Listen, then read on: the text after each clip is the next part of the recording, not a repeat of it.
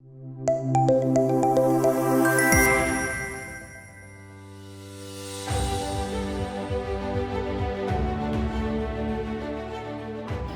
hybrid learning and digital inclusion. For this, I would now request our session moderator, Mr. Venkatesh V, Associate Director, Meta I Technologies Private Limited. Hello, hi. I hope you're not hungry. Okay, along with him, I would also request our next panelist, Professor Godwin Tennyson, Director, IIM Trichurapalli. Give them a round of applause and send them on stage. I want other panelists also to receive the same warm welcome. Along with them, we would like to have Professor Dr. D. Vishwanathan, Rector, Research and Development, Dr. MGR Educational and Research Institute, Chennai, Ms. Pushpalata K., Vice President, Velamal Group of Institutions, Chennai, Mr. Bastian Thomas, Founder and CEO, Linways Technologies Private Limited, Dr. Shalisha A. Stanley, Pro-Chancellor, JPR University, Chennai. Last but not the least, Deepan Thangavelu, Vice Chairman, Academics Director, Sri Saki Group of Institutions. I would request you all to join up for the moderating session. So before the moderation, there's a 5-minute slot that has been given to me to talk about. First of all, it's such an honor and privilege to be here today. And thank you so much for ArdorComm to do this, such a great initiatives and doing this event year after year. Quickly to talk about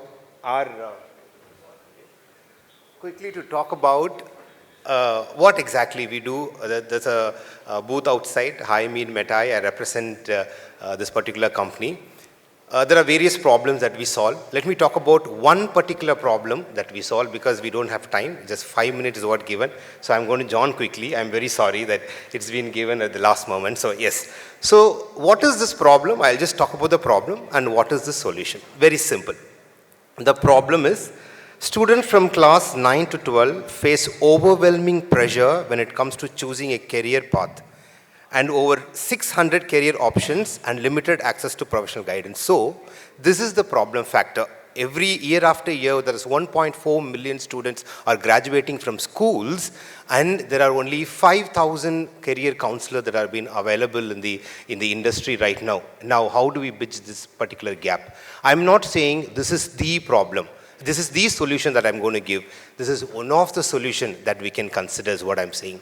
Because we as educators and academicians, we have this responsibility to guide the student to the right path. Valigattudal we call it. So we are all Valigatis here. We are all career counselors here. So now I'll quickly talk about this particular assessment that we are talking about. This is a pool of questions that we have put together by psychometricians, by academicians and career counselors. We have come up with 200 questions. This is a 2-hour examination. And this particular question consists of personality and value, interest and aptitude. So these are 3 parameters a student will be valued. For example, personalities and value. So what are the traits? What are the behavior of some students are very bright and they are very bold when they talk. Some students are very naive and they do not talk so much, but they are quite brilliant. So, but these are the personality that we need to identify, number 1. Number 2, what really interests? Everybody wants to become an engineer and doctor? Because there are 600 career options that we have been talking about, and we have listed almost 135 career options in our particular assessment. And aptitude and skills, natural talent, what a student has got. Now, when we scientifically identify this, not over a conversation, we are going to do an assessment, we scientifically identify what that particular child has got within him or her, and then we guide them towards it. And we are not going to tell the parents and the student that no, you have to do it, no. But then we are going to give them an option saying that, why don't you look at this also a child? It can be a chef, it can be an artist, he can be anything in this world. It's not just engineering and doctor that we are preparing right now to make the better world. So now, for example, if you say, I am a chef, for chef, there is also entrance tests like JEEE, for IEEE, there are a lot of examination that we write. For chef, there are few examinations that we can write. For example, MET or IAHM, that is ECHAT we can write. There is JEEE, NCHM. There are different examinations that they can write. There are recruiters like Taj and Oberoi and IT and Marriott that there are recruiters that are coming in. What are the top institutions that they do this? So, when we guide the student, because the awareness is the problem here, and when we guide the students accordingly, maybe the path that they go will be much more, because I wanted to be a teacher once, but well, I could not, because maybe I did not get a guidance from someone to tell me that you can do it. There's a herd mentality, or even a pressure from the parents or the society which tells you that this is what you have to do.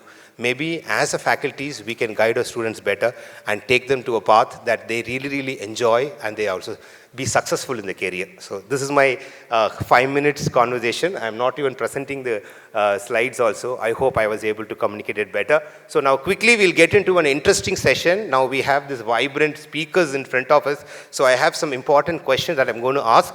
So looking forward. So before I make sure we're all hungry, I'm also damn hungry. So of course I'll try to finish as soon as possible. At the same time, how effectively I can bring out the information from them and pass on to you so that we can use in our institution for a better institutional administration. Thank you.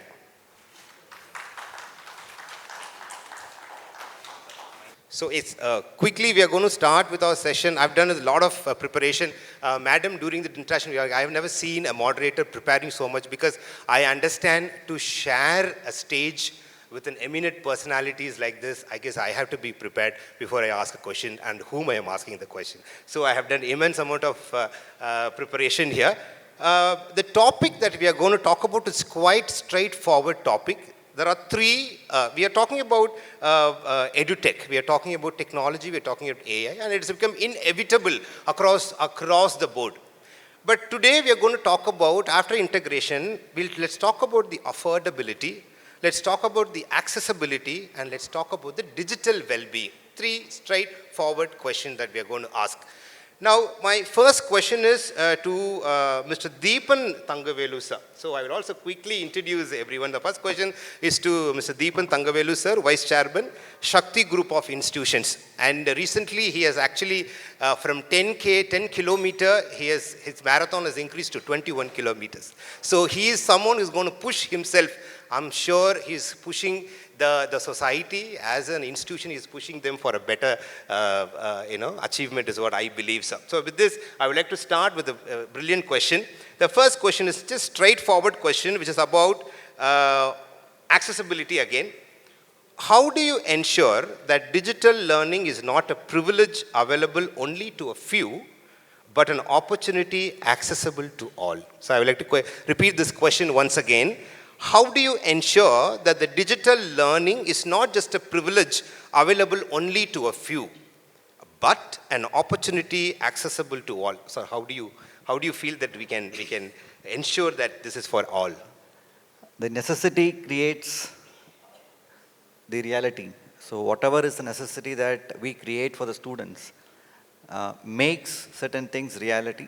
So the last, say, 5-6 years, what we have seen in our institutions, we run an engineering college, as well as we have also been able to see the students. So you can also talk about in your institution, if you have done, you cannot share these experiences. True. Also. So in our group of institutions, which involves schools as well as colleges, what we have seen is when the students are in a position to start preparing for their placements at their 3rd or 4th year, or when they are in the neck of the moment preparing for the JEE or for NEET examinations, the students actually push themselves beyond boundaries to be able to make these digital content available to them, either on mobile phones or either on tablets or either on any other mediums for that matter. So therefore, today the question is not how can we make it accessible, how can we limit this access. The access to the students is so much that students, even though they want to, they take part in your school or college lectures, they run a parallel online sessions home. The trend has completely changed, where the student does not see only the teacher or the professor in the classroom as the sole source of knowledge. They always today have a parallel YouTube channel. They always have another learning EdTech medium at home, which they follow along the entire evening, and becomes a challenge for the professors and teachers in the classrooms actually. So it is actually the question, how do we limit this access? Maybe I don't want to name a particular a company name, but then they have definitely made the internet access much more reachable, and they have made students in the rural as well as in the urban get access to this content. And today I think it is a scenario where we are trying to only limit them and trying to see how we can facilitate the content that they learn in the digital as well as in the offline medium, meaningful for them when it comes to their assessments. So you mean to say, sir, when you say accessibility, there should be moderation is what you are trying to say. It cannot be fully accessible. But yes, this leads to my second question. I would like to talk Dr. Shalisha A. Stanley, madam. Madam has got rich experience. Madam is the Pro-Chancellor of JPR University. And also, she has also worked extensively on curriculum modernization, collaborating with academic boards to implement flexible, forward-looking learning models with integrated AI digital. Because sir was talking about going directly via a medium of phones or medium of laptops or tabs or understanding. So there's a medium that we need to identify and make this accessibility is what he was talking about. So with that, I would like to take this question to madam. Ma'am, now when we talk about accessibility, there is a component of affordability also.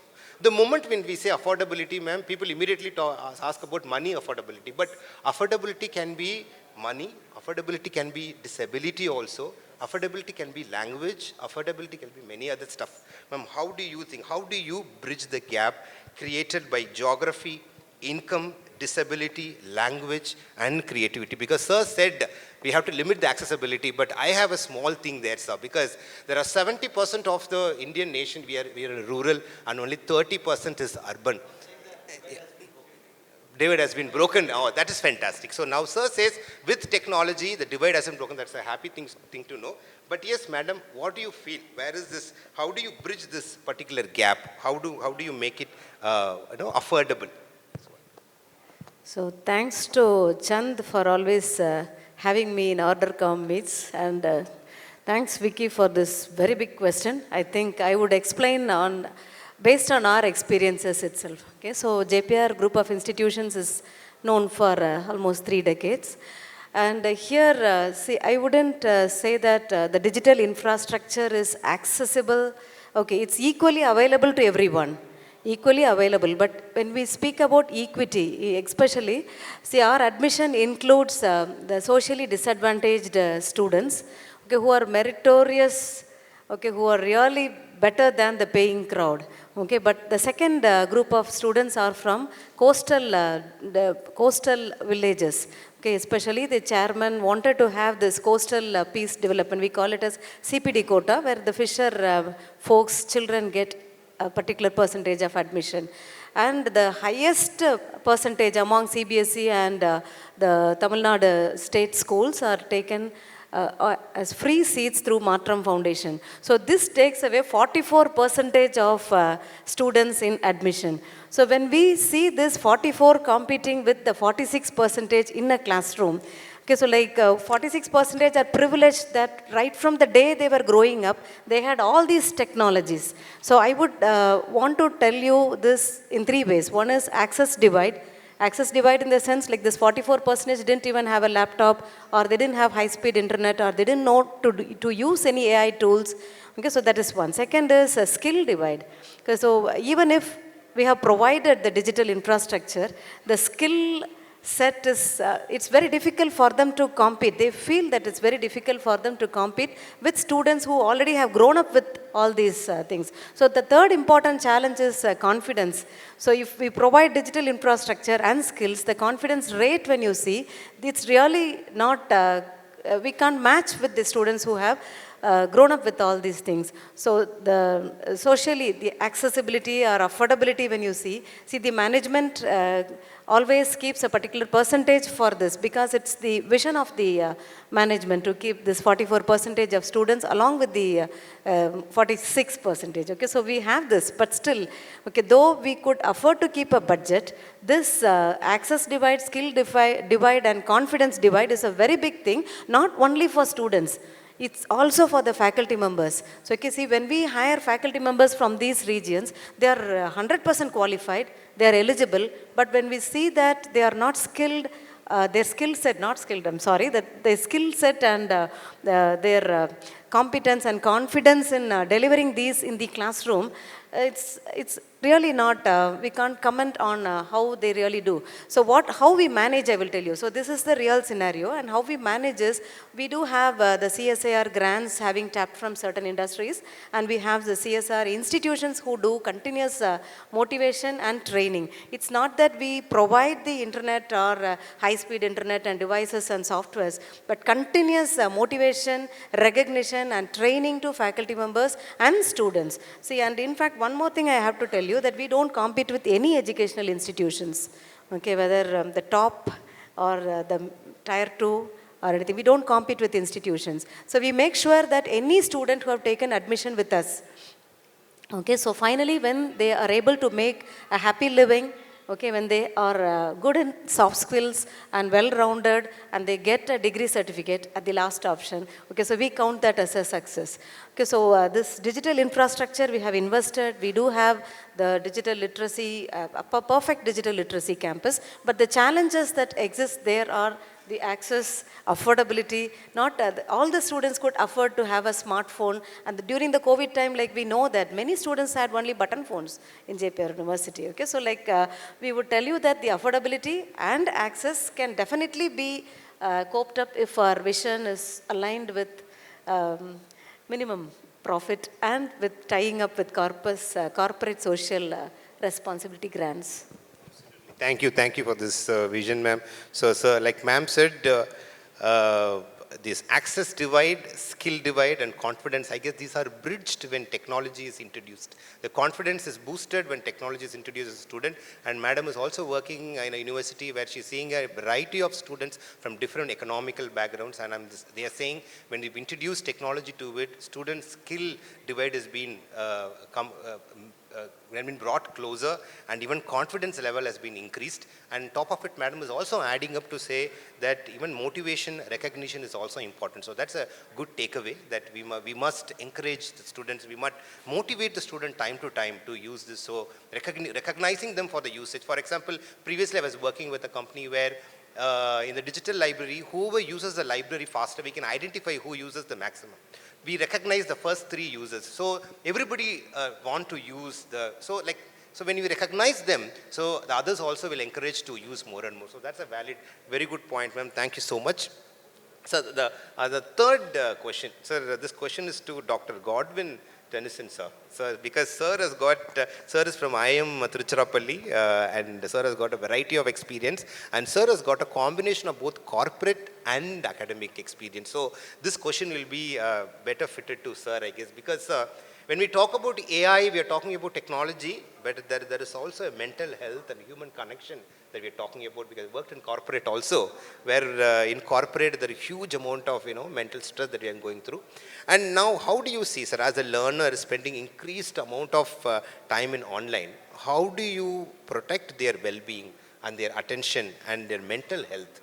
So your point of view around this particular stuff. So I think it's a very important question to answer. Absolutely. Okay? And also it's actually, we don't have a single perfect answer for this question as well. Okay? And now let's actually set the context on how we really got to this stage. And let's say if you rewind ourselves about 2 decades back, and that's where the internet was actually flourishing. And those are the days of the likes of the Googles and the Yahoos, the search engines, etc. And so there was one kind of concern that floated around. Okay, so if you can get everything from search engine, what is the need for a structured formal education? Okay, so that was one passing phase. Okay. And then we have made a lot of progress in terms of the penetration of the technology in the country, both at the urban and the rural frontier. Okay. Now, at one point of time, we were actually very much welcoming in terms of how well it penetrated. Now we are also looking back and kind of looking at the concern on, is it actually doing more bad than the good? Okay. Now, to really answer this, we have to look at the first principles or the basics of where it is actually very useful and to what extent can we expose a particular person to this content, etc. Now, if you look at the spectrum of the education, it starts from the school education, and then you have the college and the higher education. And there is also one more element, because of what is happening around. Nowadays, we have our degrees that we get. But if you look at the shelf life of the degrees, it's actually shrinking. Now, this is an era where continuous education or executive education is actually taking shape.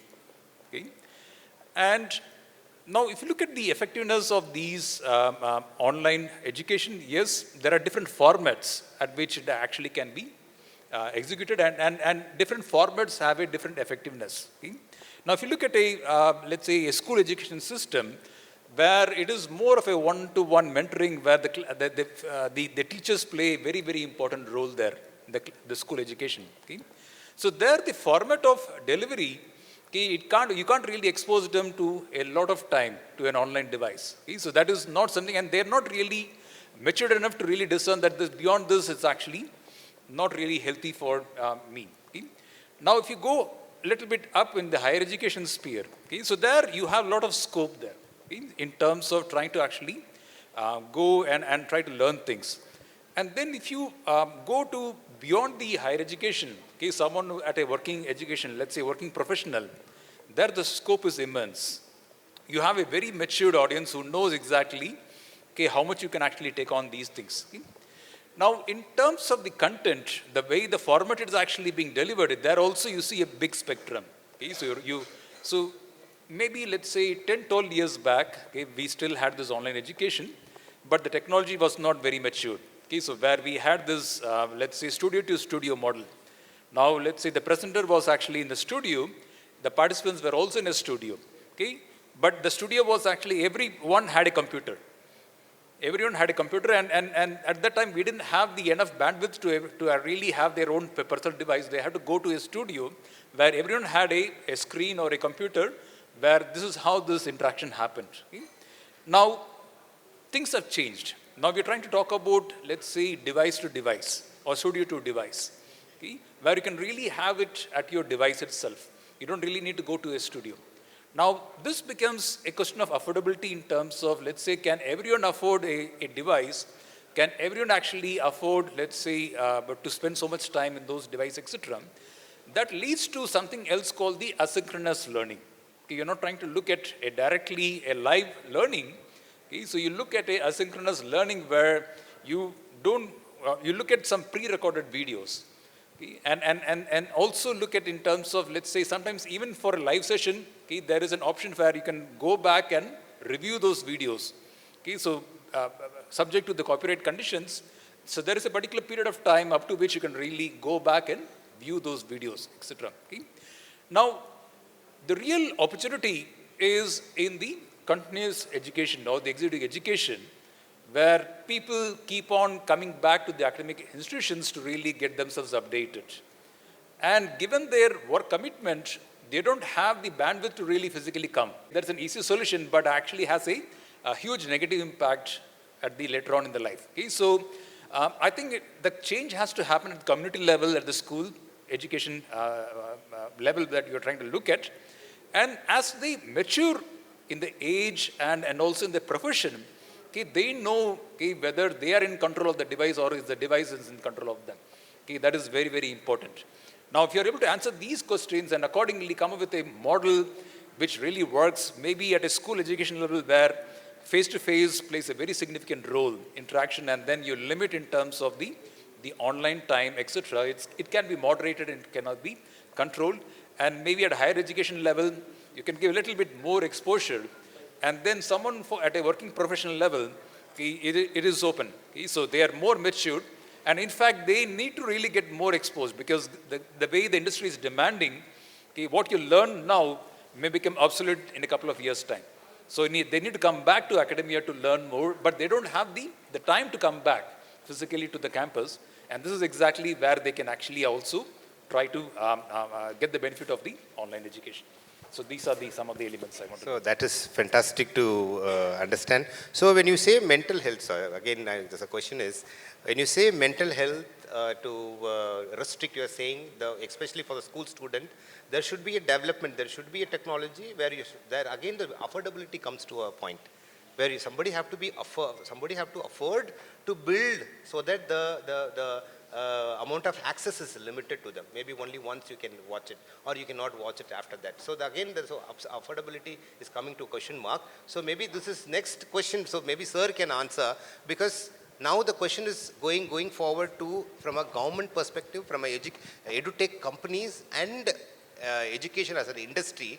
Now we are talking about what are the roles these players are going to play to make this particular affordability and take care of the well-being also for our K-12 students. So what are the roles of these three different players, stakeholders I can call it, sir. So be it government, because why this question is posted to Vishwanath sir is because of course Godwin sir he's a professor of operational management decision science area. So he spoke about a lot of data he has been referring to before giving his answer. So now I would like to talk to Professor D. Vishwanath sir, who was extensively, almost over 35 years, he has been in the field of academics, and he has also gotten highest academician award from the government of France. So he has also got a rich experience in the field of academics. So I want to ask, sir, what are the roles should a government and the educationists and the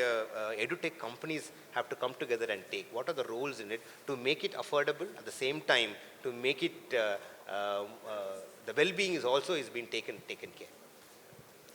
Thank you, Mr. Venkatesh. This is a very interesting question.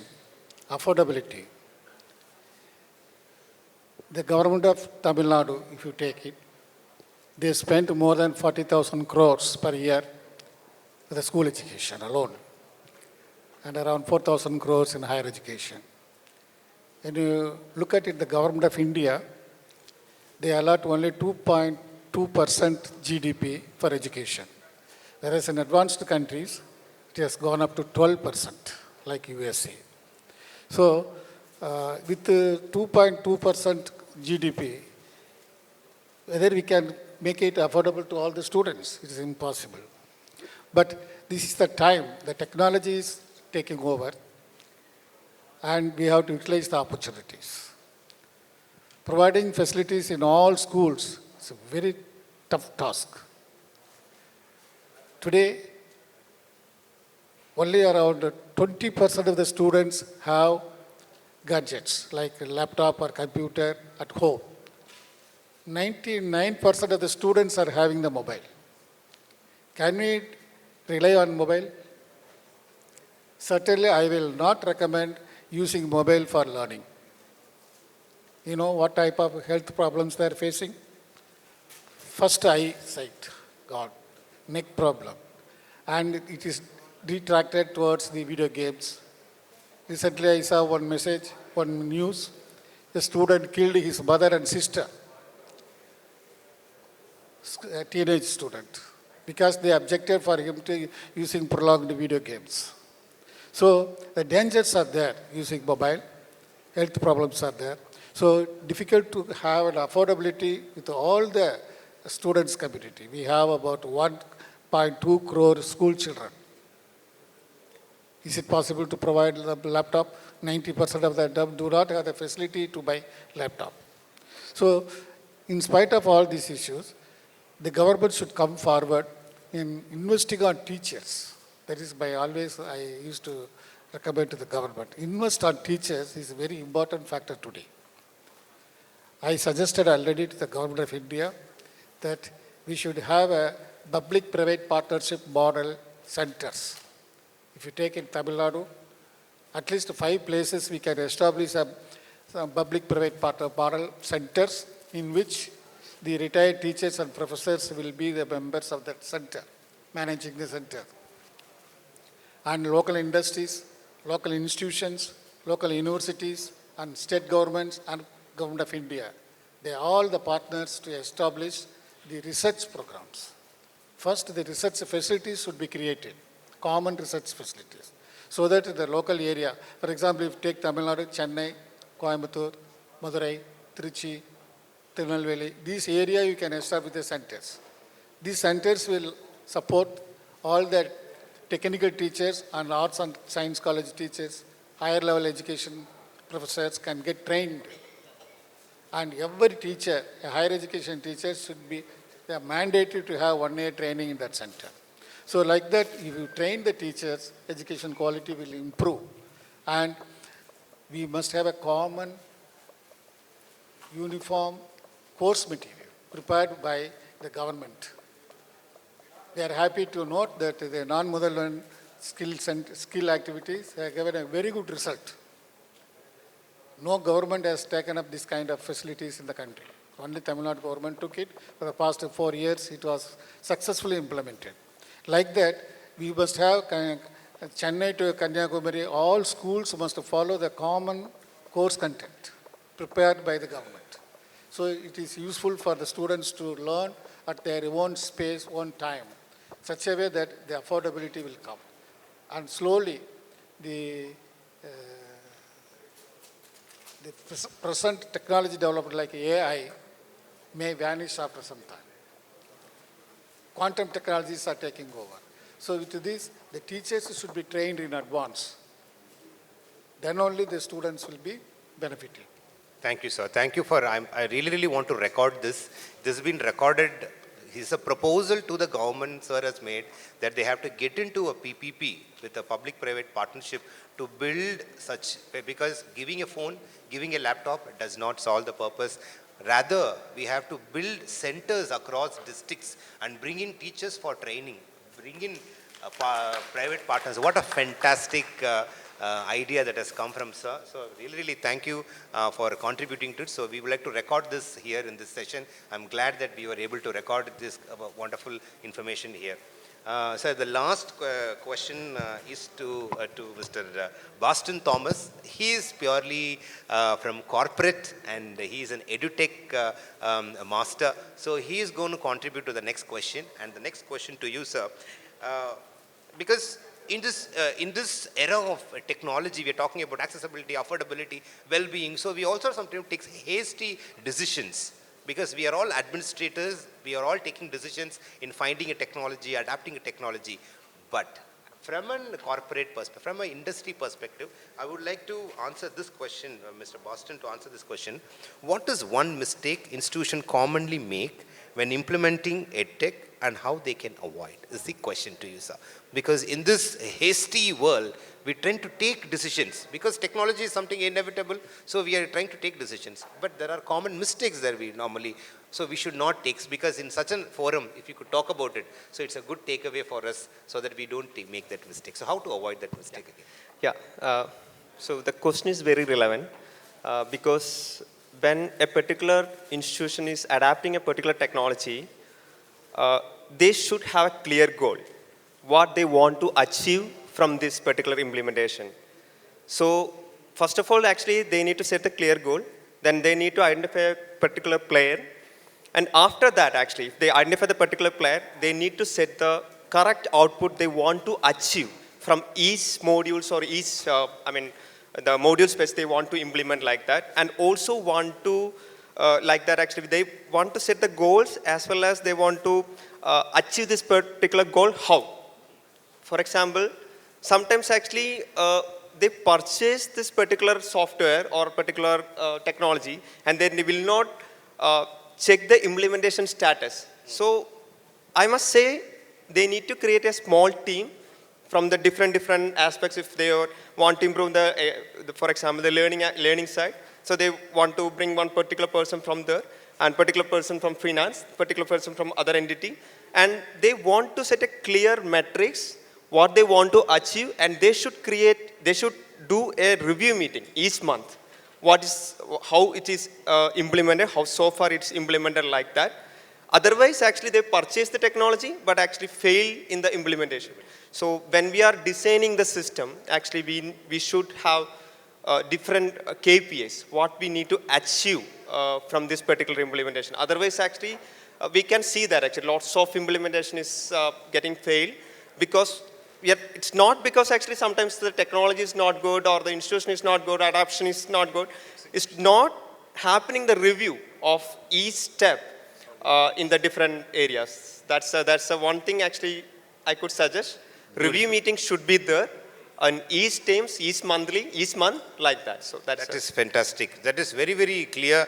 Mr. Boston Thomas is the founder and CEO of Linguist Technology. They are into ERP solutions, and this is very, very clear. So everybody, every edutech companies here, we all come up with a solution for a problem. As we all agree, there is a problem, and we have come up with a solution to it. But after we acquire, so he says there's nothing called a wrong technology that you're going to. You're going to a technology, but are you reviewing it with a bunch of people? Are we implementing it? Are we checking what is the outcome of it, is what Mr. Godwin is trying to say. Yes, of course, it's a very good point that we can all take away home, that it's not about what we are incorporating to the institution. Everything is good, all technology is good, but after incorporating it, are we reviewing it? And that too, in the review, he's very specific. Bring in a user, like a student, bring in a faculty member, bring in a finance team, bring in everyone and review that particular product, what is the performance of it. So that is beautiful. Thank you so much, Mr. Godwin, for this point. And we have come to the end of the session. And at the end of the session, for everyone, like one point, sir, for everyone I want to pass on this particular question quickly, but the question is, recommend one action that every education institution should take in the next 12 months, because we are all going charged today, we are going to do something. So maybe you can tell, we all have going to contribute and tell them, recommend one action that every education institution should take in the next 12 months to make digital education more affordable, accessible, sustainable. Sir, what would be? Okay, I will just add one more point to that. Okay, Sure. You put 3 points. Okay, the fourth is in terms of how effective it is. Effective. Okay, so When Mr. Godwin was talking about Mr. Bastin. Mr. Bastin. Okay.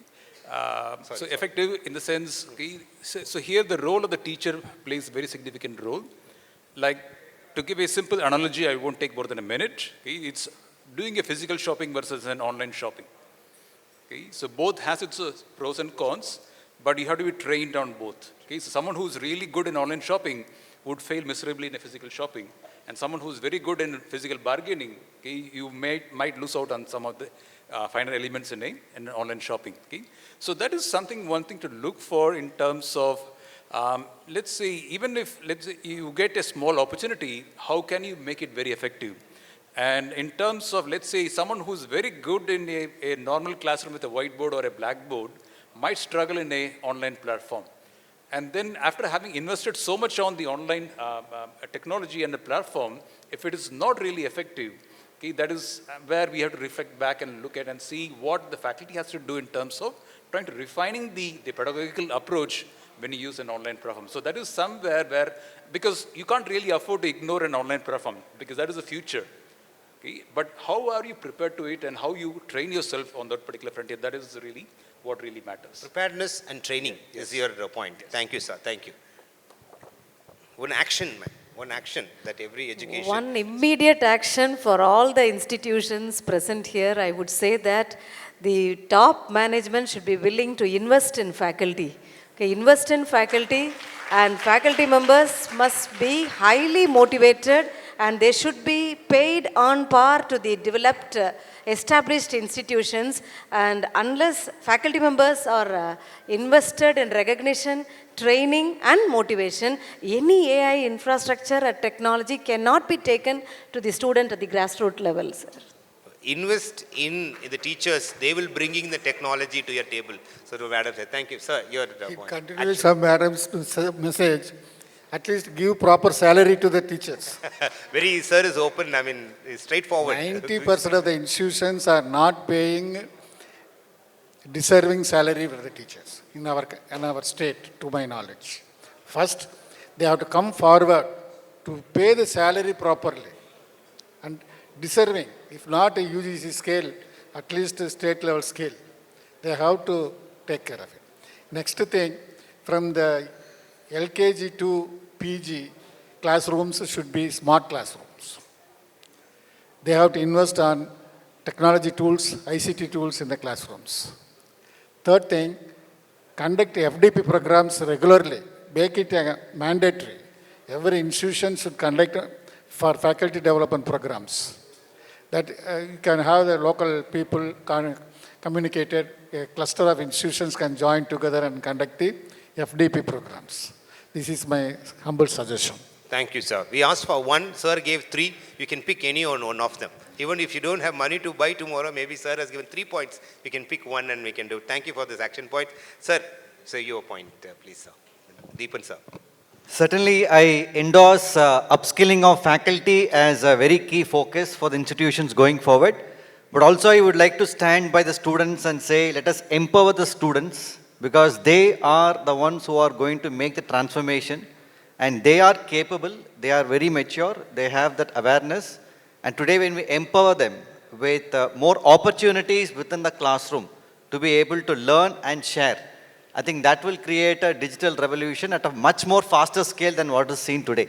I think only to depend on the professor as the sage on stage, I think we need to move beyond that. We need to empower the students much more so that they can accelerate this digital revolution and access. Upskill faculties and empower the students is what sir has given as 1 point action. And sir, last but not the least, from the industry, what do you like to say, Boston Thomas? Yeah, so one is, as everyone said, the faculty development. So we need to invest in the faculties so in terms of equip them to deal with the new age students, because students are very far ahead than us. So we need to handle that particular kit, so the faculty need to be equipped for that. That's first case. The industry perspective, use of generative AI. So we need to adapt generative AI in the different angles, different areas. So the students need to get utilize this particular area so they can explore more. And also in the teachers also, they can use generative AI for this different assessments and different evaluations like that. So these are the 2 things. Generative AI is the action plan which has come from the industry. So let's take it seriously and see how we can do generative AI in our respective institution. So this sums up, and thank you so much. This has been a fantastic panel and a big round of applause. Please, we are going for lunch now, so big round of applause. Let's give it up for them. So this is my best part. I personally feel from my career, this is my best part because I would like to share platform with such eminent personalities and bring out this knowledge and share this to many. So this is beautiful to do. Thank you, ArdorComm, for doing such immense activity. Thank you, one and all. Thank you, everyone. Such an amazing session it was, very much interacting. Okay, give a round of applause for all the speakers here. I would also request Mr. Kumar Chandan Anand to come up on stage and felicitate our speakers here. Let's start it off with our moderator, brilliant moderator. Give a round of applause for Mr. Venkatesh, and here is the felicitation for him.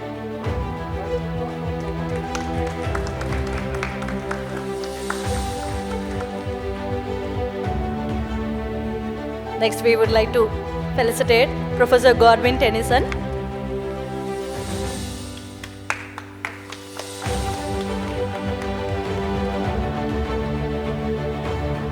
Next, it is for Professor Dr. D. Viswanathan.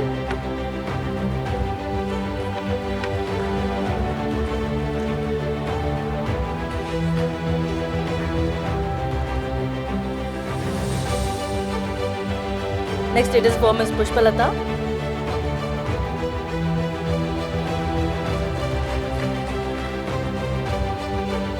Next, it is for Mr. Bastin Thomas.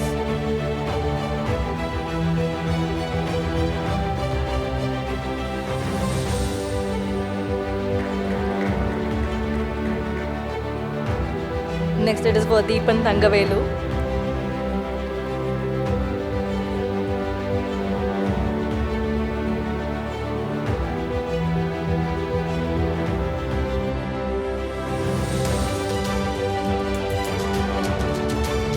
A big round of applause, thanking each one of you.